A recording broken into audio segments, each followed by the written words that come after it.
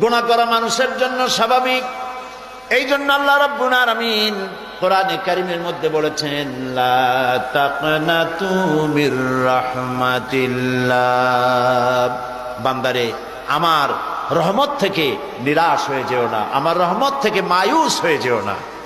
মায়ুসি, হতাশা, এক প্রকারের কুফরি। হতাশাগ্রস্ত হওয়া যাবে না। গুনাহ করেছো, তওবা করো, আল্লাহ তাআলা মাফ করে দিবেন। সুবহানাল্লাহ বলেন।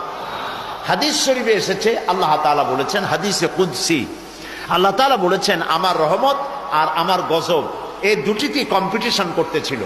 এই কম্পিটিশনে, এই প্রতিযোগিতায় আমার গজব হেরে গেছে, আমার রহমত জিতে গেছে। সুবহানাল্লাহ, সুবহানাল্লাহ। তার মানে হলো, বান্দারে তোমার গুনাহ যদি পাহাড় সমান হয়, আমার রহমত আকাশ সমান। আর তোমার গুনাহ যদি আকাশ সমান হয়ে যায়, তাহলে আমার রহমত আমার আরশ উপচে পড়েছে। সুবহানাল্লাহ। গুনাহ মাপ চাও, মাফ করে দেওয়া হবে। যারা মক্কা শরীফে গেছেন তারা দেখেছেন রুকনি ইয়ামানি আর হাজারে আসওয়াদ।